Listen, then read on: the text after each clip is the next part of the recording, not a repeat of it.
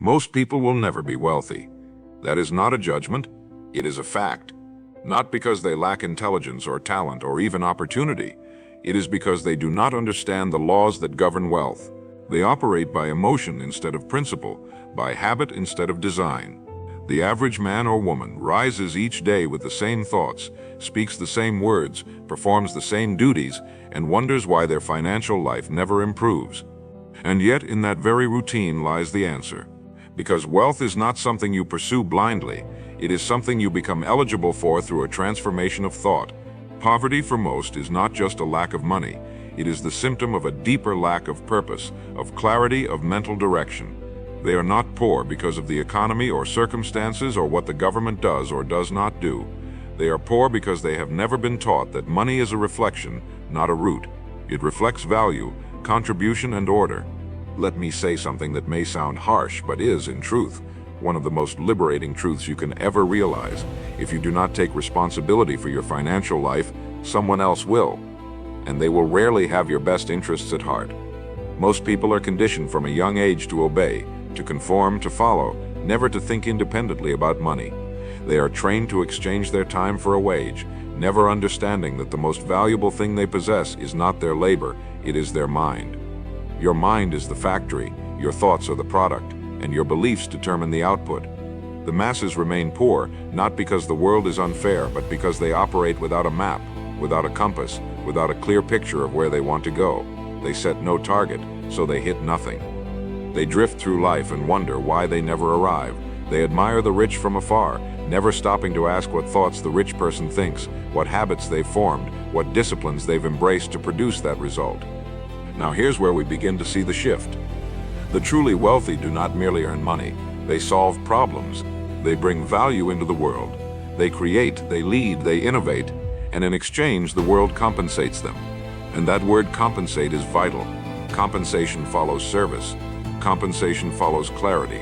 Compensation follows discipline. But the masses, they chase money instead of becoming magnetic to it. They want shortcuts, windfalls, hacks. They avoid the long road, not realizing that the long road is the only road that actually gets you there. And it begins in the mind. What are your dominant thoughts about wealth? Do you see it as something evil? Do you resent those who have it? Do you believe there is not enough to go around? If so, you have already programmed your subconscious to repel money. Not intentionally, of course, but consistently. And what is repeated becomes reality. Let me ask you a question. If someone gave you $1 million today, could you keep it? Could you grow it? Or would it slip through your fingers like water because your identity still belongs to someone earning just enough to survive? You see, the key is not just acquiring money. It's becoming the kind of person who can multiply it, manage it, direct it with vision and responsibility. And that kind of person is not born, they are made, through discipline, through learning, through repetition. The poor often treat money emotionally. They spend to feel better. They consume without a long-term plan. They do not understand money's purpose, so money avoids them. The wealthy, by contrast, treat money logically. They tell it where to go. They give it assignments. They think of money as a tool, not a trophy. And because they respect it, it returns to them multiplied. Now take out a notepad and write this down. Money flows to clarity, order, and value. Let me repeat it. Money flows to clarity, order, and value. If your life is full of confusion, disorder, and reaction, you will always struggle financially. You may work hard, yes, but hard work alone is not the key. Many people work hard their entire lives and remain broke. Hard work without direction is like a car engine revving in neutral. You burn fuel, but you go nowhere. The masses stay poor because they believe hard work is enough. It isn't. What you need is leveraged effort, work aimed at a worthy target, guided by a definite plan, repeated with consistency over time, and most importantly, inner alignment. You must truly believe that you are worthy of wealth, not just say it, but know it, deep in your bones. Until your self-concept shifts, your financial life never will. Think of the mind like a thermostat. Most people are set to a certain financial temperature. Maybe they earn just enough to get by, and that becomes their identity. So when a little more money comes in, they find a way to get rid of it, unconsciously, of course, because it doesn't match their inner set point. They sabotage their own growth. The key is to raise that internal setting, not just through affirmation, but through knowledge, repetition, and action. Begin by thinking like someone who earns what you desire to earn. How do they think about time? How do they think about learning? How do they respond to setbacks? How do they invest in themselves? Most people never ask these questions, and so they remain the same. They remain stuck. They remain poor, not because of the outside world, but because of the world inside them. So here is where we begin. Not with tactics, not with tricks, but with truth. The truth that your financial life is a mirror. It reflects your thoughts, your disciplines, your self-image. If you want to change what you see in the bank, you must first change what you see in your mind. The masses stay poor because they keep chasing outer solutions to inner problems. They think more money will fix a broken mindset, but it never does. If anything, it amplifies what's already there. So let us go inward. Let us explore the root causes of wealth and poverty and begin the transformation where it matters most. In thought, in vision, in identity. Because once you understand how to rewire that, you are no longer a slave to circumstance. You are the cause. You are the author. You are the origin of your future. If you're still listening, it means there's something inside you that refuses to accept mediocrity. Something that hungers for clarity, for power, for self-command. So let's take that spark and build it into a fire. Let's reshape the way you think about money, about value, and about yourself. Because once you do, the world will reflect it back to you in kind. If this message struck a chord with you, if it made you pause, think, or feel something stir deep inside, then share it. Comment below, let others know they're not alone in their awakening. And make sure you keep watching. Part 2 is not just a continuation, it's a revelation. I'll see you there. Most people are not poor because they lack opportunity. They are poor because they lack direction. They wake up without a goal, without a plan, without a governing vision for their life. They trade their precious hours for survival, but they never stop to ask, what is my life producing? A man without a goal is like a ship without a rudder. It may be massive, it may have engines, it may even be beautiful, but it drifts, pushed by tides it doesn't control, and a drifting ship never reaches port. The majority of people go through life reacting to circumstances rather than designing their outcomes. They work for a paycheck, not a purpose. They live for Friday, not for freedom. They operate on autopilot, going through the motions of existence, while their dreams remain dormant, their potential untapped, and then they wonder why. Year after year, nothing truly changes. Let me tell you why. Because motion is not progress, and activity is not achievement. Without a clear goal, your energy is scattered. Without a destination, every road is the wrong road. The wealthy, on the other hand, are obsessed with direction. They know exactly what they want. They don't just set goals, they design blueprints. They think in terms of outcomes, they measure progress, they course correct. They understand that fortune does not favor the busy, it favors the deliberate. They build their days around their destination. They make their vision more real than their distractions, and over time the world conforms to that internal clarity. Most people think the rich are lucky, but the truth is the rich are prepared. They've done the inner work. They've defined what they want, why they want it, and what they are willing to sacrifice to get it. The poor often dismiss this as arrogance or privilege, but it is neither. It is alignment. It is order. It is the conscious design of one's future instead of blind surrender to the past. Take out a notepad and write this down. Clarity is the starting line of all wealth. If you do not know what you want, the world cannot deliver it. The universe does not respond to vague wishes.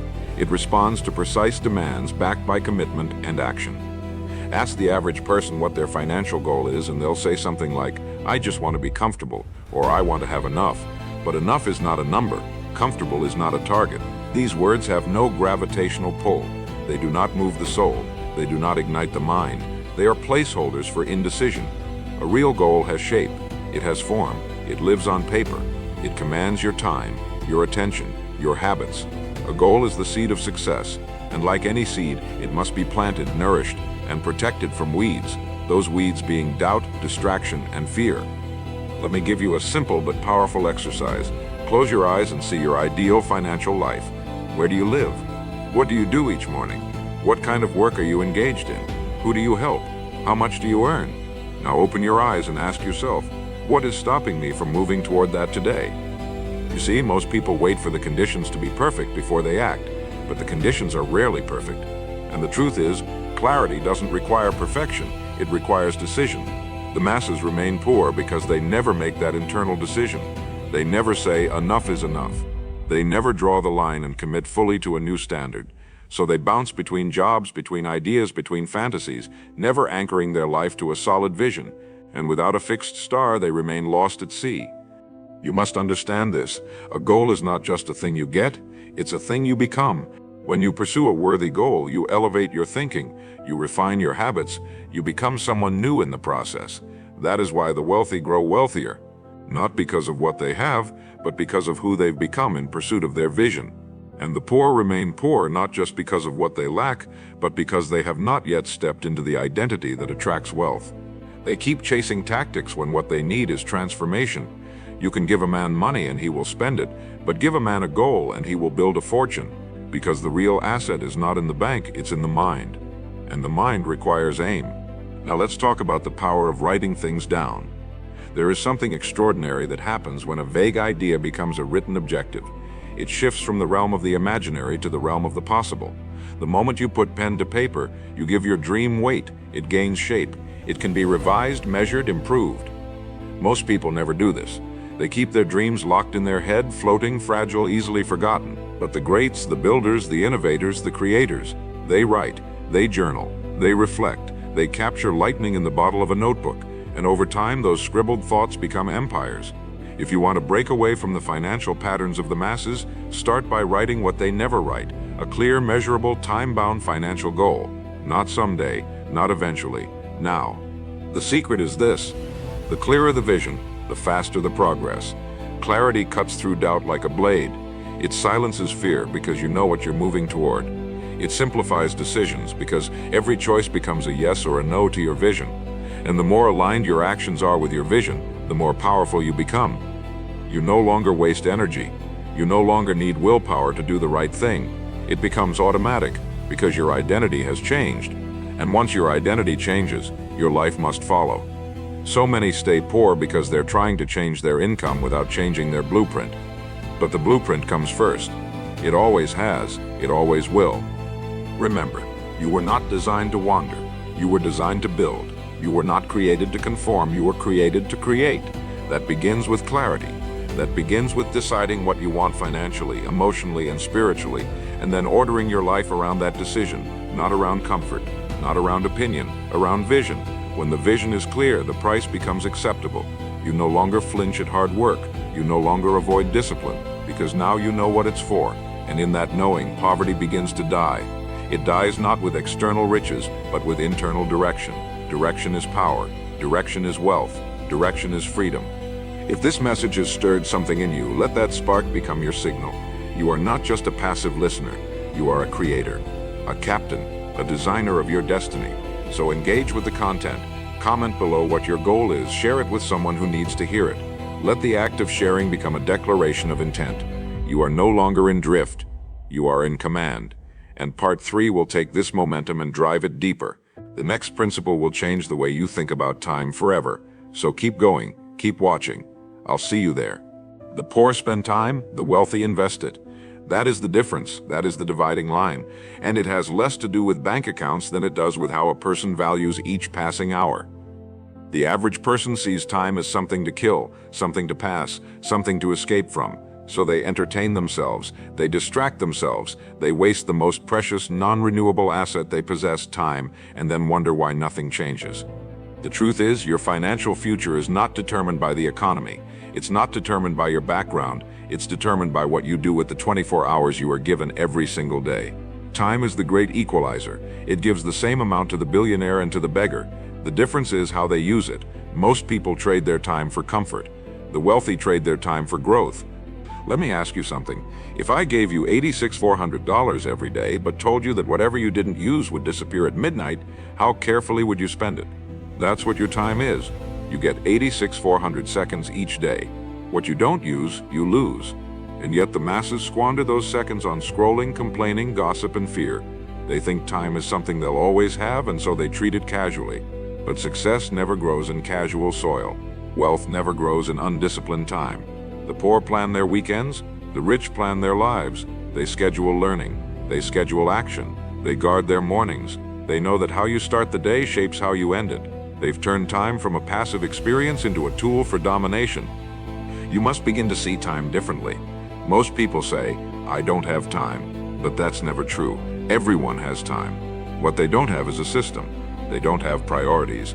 They don't have clarity about what matters. You will always find time for what you truly value. And that is the root of the problem. The masses say they want wealth.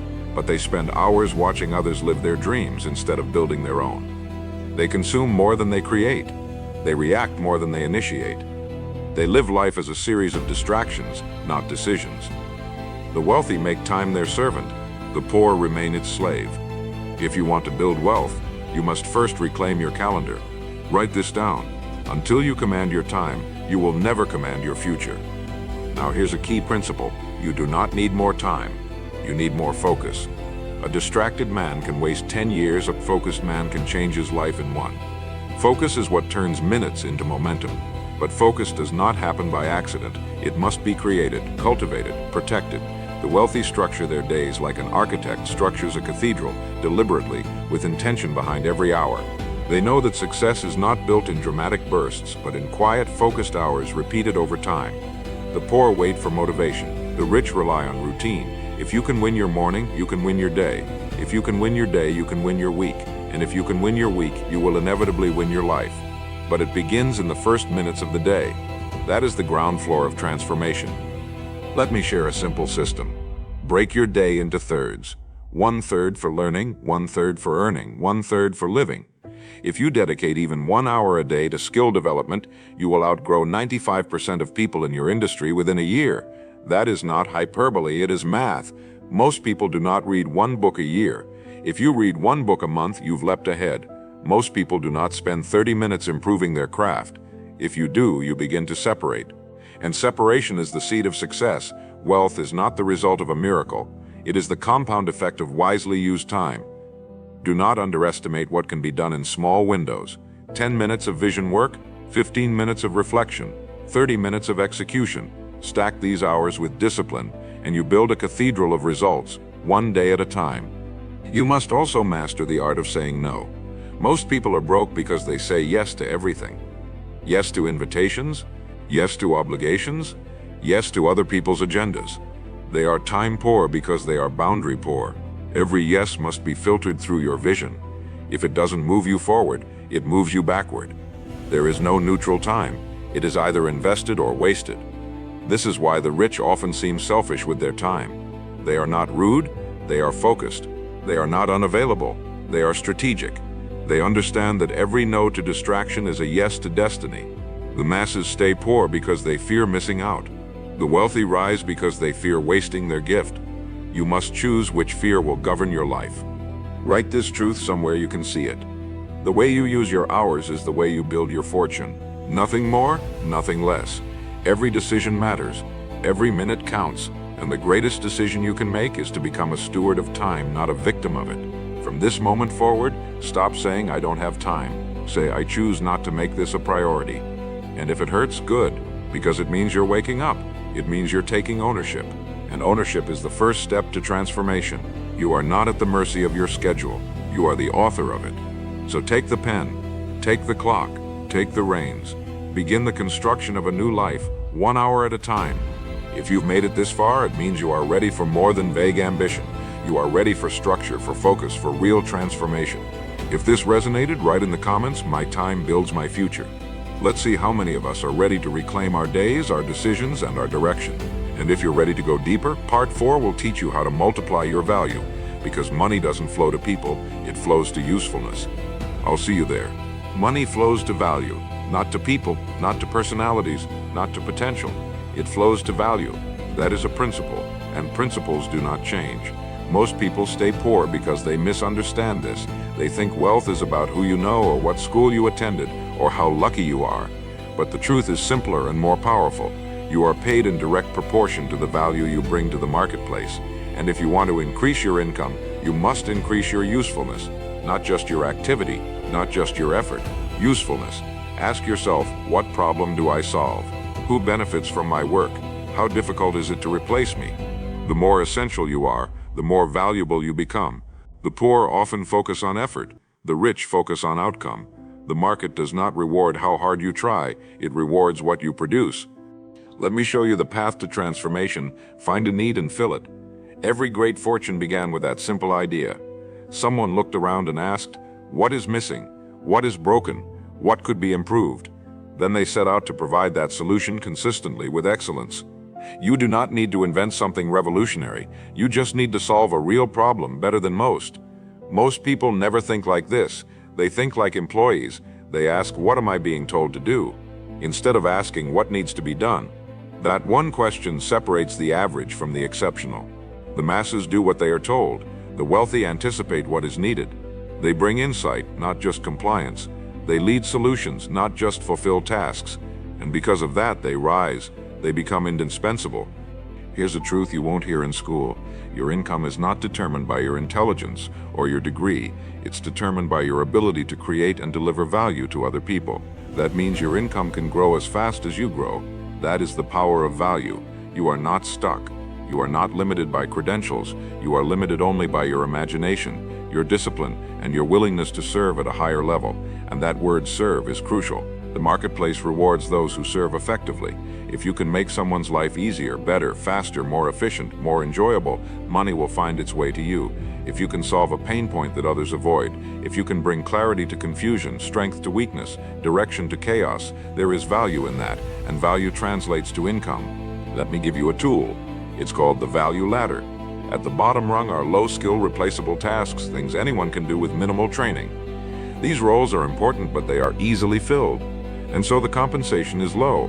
As you climb the ladder, you move into higher levels of decision-making, creativity, leadership, and problem-solving. These are harder to replace. These require personal growth, and with that rarity comes higher reward. Most people never move up the ladder because they never commit to growing their value. They stay at the same level, doing the same work with the same mindset, and they expect more money. But life does not work that way. You are not paid by time, you are paid by impact. You are paid by how much value your hour contains. Fill your hour with wisdom, with strategy, with unique contribution, and your worth increases automatically. The marketplace has one question: what can you do for me? That's it. It doesn't care about your excuses. It doesn't care about your background. It doesn't care how long you've struggled. The question is, what can you do to help? That is the entry point. That is the key to unlock every door. And once you understand this, you stop resenting the system. You stop waiting for rescue. You stop blaming, and you start building. You look in the mirror and say, I am the value. That's when everything begins to shift.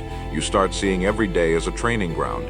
Every book you read, every skill you master, every problem you tackle, it becomes an investment into your earning potential. The more useful you become, the more options you gain. And the more options you have, the more freedom you acquire. Let me ask you, when was the last time you deliberately increased your value? Not just stayed busy, but actually developed a rare and useful skill. When was the last time you studied a new system, learned a new platform, mastered a new tool, or built something others could use? The masses stay poor because they do not do this. They hope to be discovered. They hope someone else will raise their pay. But the wealthy never hope. They craft. They build. They take responsibility for being so good that the world can't ignore them. That's not arrogance. That's ownership. That's what value looks like. It doesn't wait to be chosen. It makes itself essential. It trains in the dark so it can shine in the light. If you want to make the shift, start with a single question. How can I make myself more valuable today? Not next year, not after a promotion. Today. Can you communicate more clearly? Can you solve a small problem faster? Can you learn a shortcut that saves your team time? Can you teach someone what you've mastered? Can you bring order where there was disorder? That is how value is created. That is how reputations are built. That is how wealth begins. Not with money in the bank, but with usefulness in the mind. Every action you take to increase your competence, your reliability, your insight, your creativity, it stacks, it compounds, it becomes capital. Invisible at first, but undeniable over time. So write this down and never forget it. Wealth is a mirror of value. If you want more wealth, increase the reflection. Become sharper, become wiser, become more dependable, more creative, more intentional in your work. The world pays those who make things better. Be one of those people. Wake up each day with the goal of becoming irreplaceable. If you do that, everything else follows. Because the money is not the prize, it's the proof. If this message unlocked something inside you, if you're ready to trade being busy for being useful, then write it in the comments. I am the value. Share this with someone who needs to hear it. And keep watching, because in part 5 we go even deeper into the inner architecture of belief. Because value is not just what you do, it's what you believe you're allowed to become. And that's where the real shift begins. I'll see you there. Belief is the engine. Behavior is the vehicle. But most people try to drive without ever tuning the engine. They focus on actions, but never examine the belief systems beneath those actions. And here's the truth. You will never rise above the identity you hold in your subconscious mind. You can try, you can push, you can hustle, but if your internal image is set to limitation, you will find a way to sabotage every breakthrough. You will unconsciously resist success. That is why so many stay poor. They are trying to act rich while thinking poor. They build new habits on top of old programming, and that never lasts.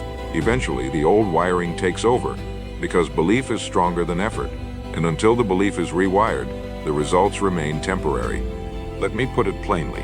If you believe you are worth $30,000 a year, you will never hold on to a six-figure income. Even if you earn it for a season, you will find a way to lose it. Why? Because your identity always seeks homeostasis. It wants to return to what is familiar. That is why lasting change requires more than action. It requires an upgrade to your internal blueprint. You must change the way you see yourself, not just on the surface, but deep in your subconscious. The question is not just what do I want? The question is who do I believe I am?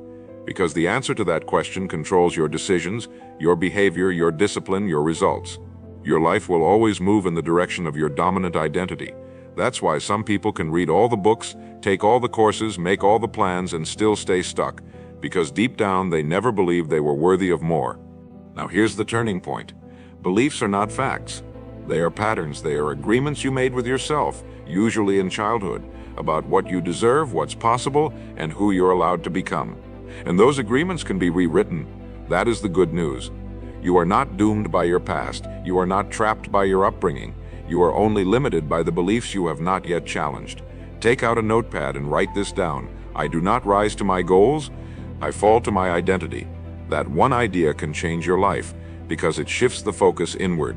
It reveals that the root of poverty is not external, it's internal. Most people think they need more money. What they really need is a new story about who they are and what they're worth. How do you change that story? First, you must become aware of it. Start listening to the language you use about money, about yourself, about others who succeed. Do you catch yourself saying, I'm just not good with money? Do you joke about being broke? Do you get uncomfortable around wealth? Those aren't just words, they are signals. They reveal the thermostat setting of your identity, and until that setting is raised, your life will keep returning to that baseline. Second, you must begin to speak a new identity into existence. Not once, daily. Repetition rewires belief. Declare the kind of person you are becoming, even before it shows up in your results. Speak it until your subconscious accepts it. Say, I am a builder of value. I am a steward of wealth. I am disciplined, strategic, and focused. I am worthy of abundance because I created. Say it with conviction, and say it often. Because the brain learns through repetition and emotion, you must imprint the new belief so deeply that it becomes more familiar than the old one. But belief alone is not enough. It must be paired with behavior. Identity must be proven to the subconscious through action. If you say you are disciplined, show it. If you say you are wealthy, act like it. Not by spending, but by stewarding, by building, by creating. Identity becomes real through daily proof. This is how you install a new self-image. One action at a time, one promise kept at a time. The masses stay poor because they say things they never back up, and over time their brain stops trusting them. That is the silent killer of confidence, self-betrayal. If you want to rise, keep your word to yourself. Do what you say you will do, especially when no one is watching. That is how belief becomes belief. Now consider this truth. The world reflects what you believe you deserve, not what you want, what you expect. If deep down you believe life is supposed to be a struggle, you will find ways to struggle. If you believe wealth is for other people, you will unconsciously exclude yourself. If you see success as selfish, you will sabotage your rise. But if you believe that wealth is your responsibility, that it's the natural result of service, focus, and discipline, you will begin to attract new opportunities, new relationships, new ideas. Your brain will filter the world differently. You'll notice what others ignore. You'll take chances others fear, because you no longer see yourself as a struggler, you see yourself as a creator. And that shift changes everything. Let me give you one more principle. Never argue for your limitations. Most people defend their poverty. They explain it, justify it, even wear it as a badge of honor. But what you defend, you keep. If you want to rise, stop rehearsing the story of why you can't. Start rehearsing the story of why you will, why it's possible, why it's already happening. The mind cannot hold two contradictory beliefs. If you tell it you are capable but behave like you're not, it will default to the behavior. So align your words, your thoughts, and your actions. Let them all say the same thing. I am becoming the person who can hold and multiply wealth. When that belief becomes internalized, the outer world will shift to match it, because you don't get what you wish for, you get what you believe you are. So here's your task. Take 10 minutes today and write a letter from your future self, the wealthy, wise, calm, focused version of you. Describe your day, describe your work, describe your relationships. Be specific, and then read it aloud every morning for the next 30 days. Why? Because repetition creates familiarity, and familiarity becomes belief. You must teach your subconscious that the future you want is not fantasy, it is fact. It is already written, and your job is to walk it out. If this message struck a chord, if you're ready to change the story you live by, declare it below. Write, I believe I'm becoming. Let's fill the comments with belief, not excuses. And if you're still with me, part 6 will take you from belief into discipline, because belief without structure fades. I'll see you there. Discipline is the bridge. It is the force that connects belief to reality. Without it, your dreams remain abstract, your goals remain paper, your potential remains unused. The masses stay poor not because they lack desire, but because they lack structure. They try to build castles with scattered bricks, no blueprint, no mortar, no consistency, and then they wonder why nothing stands. But those who rise, those who break the mold, understand this truth. Discipline is not punishment, it is precision, it is power, it is the daily act of becoming the person you say you are. Discipline is the proof of belief. Without it, you are only performing ambition. With it, you become inevitable. It's not what you do once that changes your life, it's what you do every day, consistently, without excuse, without needing applause. Let me tell you what discipline really means. It means doing the right thing long after the mood to do it has passed. It means keeping your word to yourself. It means building rituals, routines, and systems that protect you from the chaos of life. The undisciplined life is reactive, emotional, fragile. It bends with every storm, but the disciplined life is anchored. It moves forward no matter what the weather is. Most people stay broke because they rely on emotion. They wait until they feel like it. They expect motivation to carry them, not realizing that motivation is a spark, but discipline is the engine, and that engine is built piece by piece, morning by morning, choice by choice. You do not need to be perfect, but you must be consistent. The results of your life are a mirror of what you've done consistently, not occasionally. Take out a notepad and write this down. My routines predict my results. Let it sink in, because if you show me your calendar, I can show you your future. What do your mornings look like? Your evenings? Your weekends? Do they serve your goal or sabotage it? Discipline is not about being busy. It's about being intentional. Are you reading, learning, building, or simply reacting? The poor often say, I don't have time. The wealthy say, I've structured my time. The poor say, I can't afford that. The wealthy say, how can I earn the right to afford that? That's discipline. It's not just about waking up early or going to the gym. It's about aligning every action with your destination. It's about filtering your decisions through one question. Does this move me closer to who I am becoming? Let me give you a truth that changed my life. Discipline is doing what must be done, especially when you don't feel like doing it. That is where power is born. Most people never cross that threshold. They live their entire lives on the easy side of discipline. They indulge every craving, they chase every distraction, they entertain every impulse, and they pay for it in regret. But the disciplined man pays up front. He pays with effort, with focus, with saying no to the easy path. But he reaps the reward: freedom, confidence, momentum, and that freedom compounds. One day of discipline creates clarity. 1 week creates habits. 1 month creates progress. 1 year creates transformation. And it all begins with a single choice. Will you keep your word to yourself today? Now understand this. Discipline is not willpower. Willpower fades. It's a limited resource. Discipline is built through systems, through automation, through designing your environment for success. If your phone distracts you, put it in another room. If your diet sabotages your energy, plan your meals. If social media drains your focus, delete the apps during your work hours. The disciplined person doesn't rely on strength. They rely on structure. They don't fight temptation, they eliminate it. They create systems that make success the default. Most people fail because they try to be strong in weak environments, but a wise person changes the environment. That's discipline. Not heroic struggle, but strategic design. Let's talk about pain, because most people avoid it, but the disciplined embrace it. They understand that pain is not the enemy. It's the signal that you're growing, that you're stretching, that you're moving beyond your comfort zone. There are two kinds of pain, the pain of discipline and the pain of regret. The first is short, sharp, and leads to growth. The second is slow, corrosive, and leads to decay. Every time you hit snooze, avoid a task, or break a promise to yourself, you strengthen the voice of weakness. But every time you follow through, especially when it's hard, you build a new voice. A stronger voice, a voice that says, I do what I say. That voice becomes your edge. That voice becomes your identity, and your identity becomes unshakable. So how do you build discipline? Start small. Start daily. Set one promise, keep it. Then set another. Stack your wins. Make your bed. Write your goals. Read 10 pages. Track your expenses. These are not trivial acts. They are seeds, and when planted consistently, they grow into a forest of control, and control is the opposite of chaos. The masses live in chaos, external and internal. But those who rise above, those who build wealth, those who lead, they live in systems, in structure, in self-governance. That is what makes them rare. That is what makes them powerful. Not luck, not genius, discipline. Let me leave you with this. The disciplined life is not about restriction. It's about release. It releases your potential. It releases your clarity. It releases your future from the chains of randomness and excuse. You do not need more chances. You need more structure. The poor hope. The wealthy plan. The poor react. The wealthy prepare. The poor procrastinate. The wealthy execute. And every one of those differences is discipline. So today, decide who you want to be. Then build a life that matches it, not through force, but through consistency.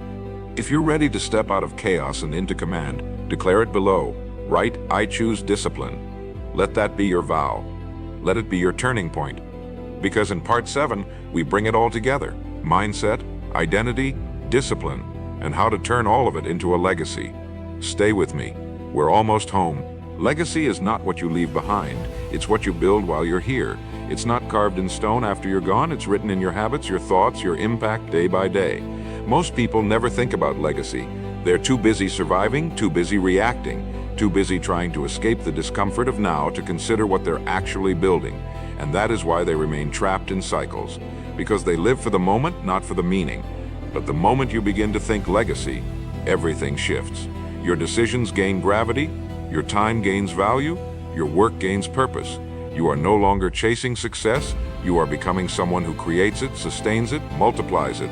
And when you shift from income thinking to legacy thinking, you step into a rare league of people, the builders, the stewards, the architects of lasting value. Let's be clear, legacy is not about fame, it is not about monuments, it is not about how many people remember your name. It is about the systems, the values, the contribution you embed into the world that outlives your presence. It is the children who grow up seeing a parent live with integrity. It is the clients, the team, the community that became better because you showed up with purpose. It is the mindsets you challenge, the voices you lift, the darkness you break just by being the person you chose to become. And it does not require millions in the bank. It requires clarity, consistency, and courage. Most people never build legacy because they spend their lives trying to get instead of trying to give. They see success as personal gain, not collective impact. But the greatest lives were never focused solely on self. They were devoted to service. So how do you build a legacy? First, decide what your life is really about, not what society told you, not what fear whispered, but what truth declares when you're quiet enough to hear it. What principle is so deep in you that it deserves to shape every goal? Maybe it's discipline, maybe it's truth, maybe it's freedom. Whatever it is, it must become your compass. Because legacy is not built through random motion, it is built through alignment. When your work, your time, your relationships, and your choices all point in the same direction, you begin to carve a path through the chaos of the world. And people follow those who walk with alignment. That's how legacy grows, not from shouting louder, but from walking straighter, from being the example, not just giving advice. Second, multiply what you know. Knowledge that is hoarded dies, but knowledge that is taught becomes immortal. Every skill you learn, every lesson you master, teach it, share it, document it. This is how your value echoes. The poor keep secrets because they fear competition. The wise share freely because they know abundance expands. Teach your children how to think. Teach your team how to lead. Teach your audience how to rise. The more people who can win because of you, the stronger your legacy becomes. And here's the paradox.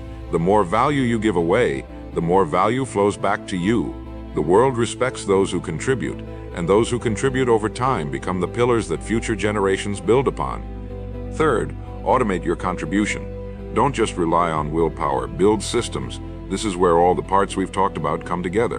Belief, identity, discipline, clarity, value, time. Turn your wisdom into a process. Turn your principles into habits. Turn your impact into something repeatable. A book, a business, a method, a philosophy. Create tools that outlive your energy. The masses stay poor because they never build anything that works without them. But legacy builders create vehicles, engines, frameworks that carry their message, their influence, and their value forward, long after they've stepped away. This is how wealth and wisdom scale, not through intensity, but through systems that don't rely on you always being on. A legacy is not a hustle, it's a structure. Now pause and reflect. What will people experience because you existed? Not what will they say at your funeral, but what will they carry into their own lives because of your example? That is your real wealth. That is your invisible empire. The man who teaches his family discipline, the woman who builds a company of purpose, the teacher who installs belief in her students, these are the architects of the future. You don't need a stage to matter. You need alignment. You need courage. You need vision that outlives comfort. And once you decide to live for something beyond this moment, you break the gravitational pull of mediocrity forever. Because now you're not just living for your needs, you're building for those who will walk where you once stood. Legacy requires sacrifice. Let's not lie about that. You must give up convenience for conviction. You must give up popularity for principle. You must often walk alone before others understand the path you're building. But that is the price of builders. They trade comfort for creation. They trade applause for alignment. And over time, they trade short-term pleasure for long-term power. Every time you choose the hard right over the easy wrong, you etch another line into the blueprint of your legacy. Every early morning, every extra rep, every honest conversation, every act of excellence when no one's watching. These are not small things. They are the bricks, the quiet, ordinary bricks that hold up extraordinary lives.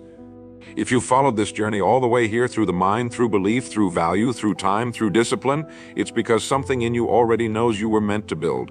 Not to blend in, not to drift, to build, to lead, to shape. And you don't need permission, you don't need perfection, you just need to begin. Begin living like the person whose life creates echoes.